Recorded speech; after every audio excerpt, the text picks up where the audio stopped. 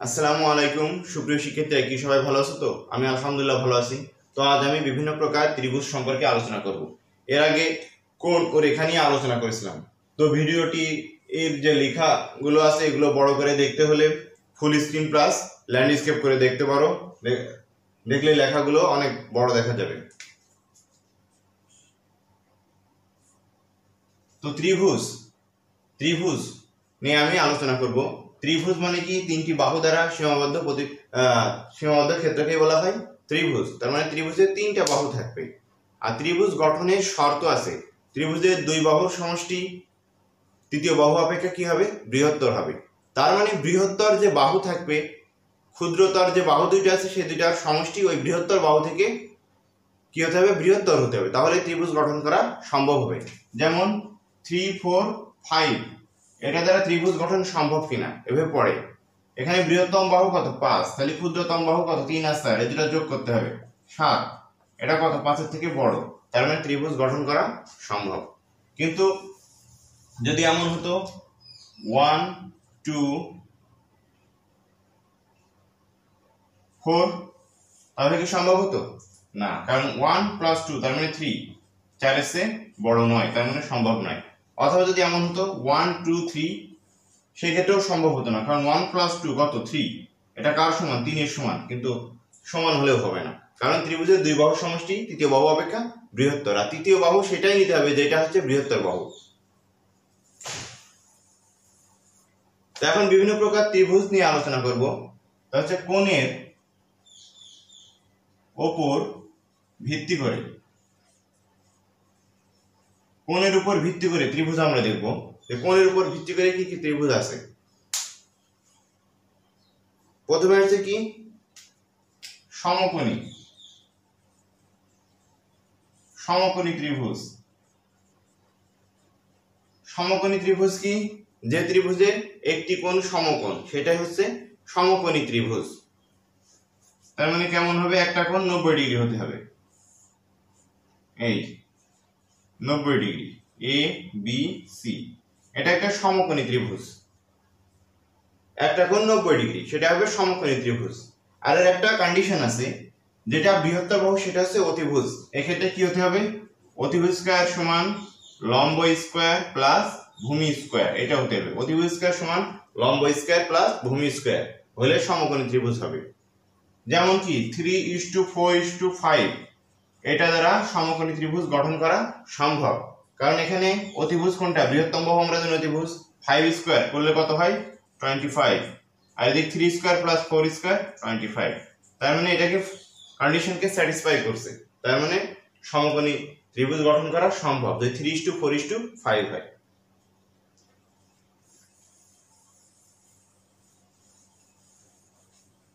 এর ক্ষেত্রফল কিন্তু বের করা যাবে। ক্ষেত্রফল কি হবে? হাফ ইন্টু ভূমি ইন্টু উচ্চতা, এভাবে বের করা যাবে এই সূত্র দিয়ে।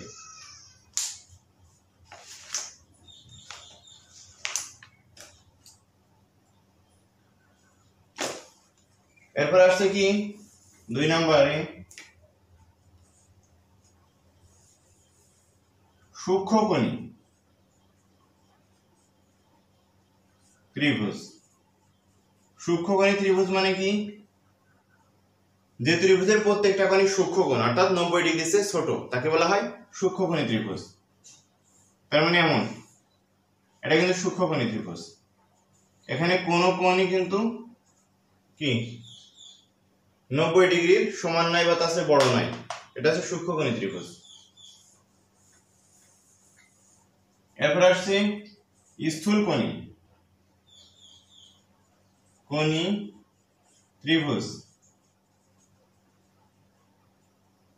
স্থূলকোণী ত্রিভুজ মানে যে ত্রিভুজের একটা কোণ স্থূল কোণ অর্থাৎ 90 ডিগ্রি চেয়ে বড় কিন্তু 180 চেয়ে ছোট।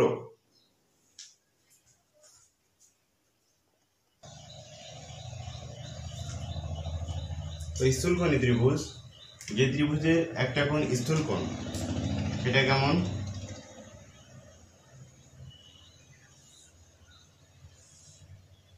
তাহলে এমন হবে, এখান থেকে টানলে কত ডিগ্রি হয়? 90 ডিগ্রি।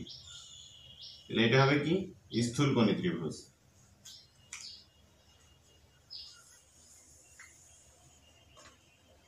তারপরে আসছে, তো তিনটাই হয়ে গেছে। এরপরে আসছে বাহুর উপর ভিত্তি করে। বাহুর উপর ভিত্তি করে প্রথমে যে আসছে সেটা হচ্ছে সমবাহু ত্রিভুজ। এমনি যে ত্রিভুজে প্রত্যেকটা বাহুই সমান সেটা হচ্ছে সমবাহু ত্রিভুজ। অর্থাৎ এমন হবে এ বি সি, আর প্রত্যেকটা কোণই সমান, তার মানে কত ডিগ্রি করে হবে? 60 ডিগ্রি করে হবে। তার মানে এ বি সমান বিসি সমান সিএ, আর কোণ এ সমান কোণ বি সমান কোণ সি কত হবে? 60 ডিগ্রি হবে। তো এর ক্ষেত্রফল আছে, ক্ষেত্রফল সমান √3/4 a স্কয়ার। এ মানে এখানে সমান সমান বাহুর দৈর্ঘ্য।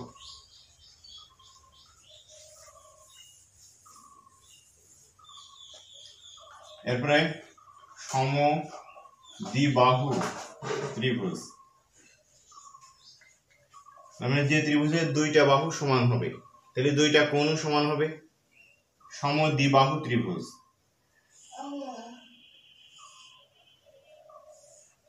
এমন হবে এ বি সি, তাহলে এটাকে এ দিয়ে প্রকাশ করা, এটা এ দিয়ে, এটা বি দিয়ে, তাহলে এই ক্ষেত্রে কি হবে? এ বি সমান এসি, আর কি হবে? কোণ বি সমান কত? কোণ সি, এটা সমান হবে। এর ক্ষেত্রফল কি? ক্ষেত্রফল হবে b/4 √4a² - b² বর্গ একক। এখানে বি মানে বেস বা ভূমি, সেটা হচ্ছে বি, আর এ মানে কি? সমান সমান বাহুর দৈর্ঘ্য।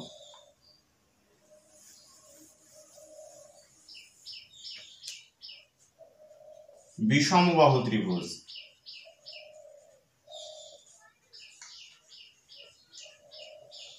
বিষমবাহু ত্রিভুজ তার মানে যে ত্রিভুজের একটা বাহু সমান নাই, তাহলে সেটা হবে বিষমবাহু ত্রিভুজ। এমন এ বি সি, তাহলে এটা হবে কত? ছোট হাতের সি, এটা হবে ছোট হাতের এ, এটা ছোট হাতের বি, অর্থাৎ যে যে কোণ থাকবে তার অপোজিট অক্ষর ছোট হাতে দিয়ে প্রকাশ করতে হয়। তাহলে এখানে কি হবে? A B not is equal to BC not is equal to C A, আর কি কোনো কোণই সমান নয়, এটা হবে বিষমবাহু ত্রিভুজ। তো এর ক্ষেত্রফল আছে, ক্ষেত্রফল সূত্র কি? √s * s - a s - b s - c, এইটা। তাহলে এখানে s মানে অর্ধ পরিসীমা, s সমান কি লেখা যায়? a + b + c/2, অর্থাৎ পরিসীমা ভাগ 2। এটা হচ্ছে বিষমবাহু ত্রিভুজ। এখন লাস্ট আরেকটা ত্রিভুজ আছে, সেটা হচ্ছে কোণ এবং বাহু এই দুইটা সমন্বয় করে, সেটা কি? সমকোণী সমদ্বিবাহু ত্রিভুজ। এটা কি? যে ত্রিভুজের একটা কোণ সমকোণ এবং দুইটা বাহু সমান, বোঝাই যাচ্ছে সমকোণী সমদ্বিবাহু ত্রিভুজ। তার মানে কেমন হবে চিত্রটা?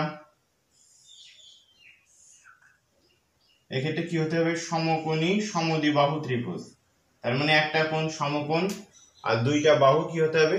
সমান হতে হবে। তো একটা কোণ তো 90 ডিগ্রি আছেই, আর দুইটা বাহু কি হতে হবে? সমান হতে হবে। তাহলে সমকোণী সমদ্বিবাহু ত্রিভুজের এমন প্রশ্ন পড়ে, সমকোণী সমদ্বিবাহু ত্রিভুজের একটি কোণ 90 ডিগ্রি হলে অপর কোণ দ্বয় কত?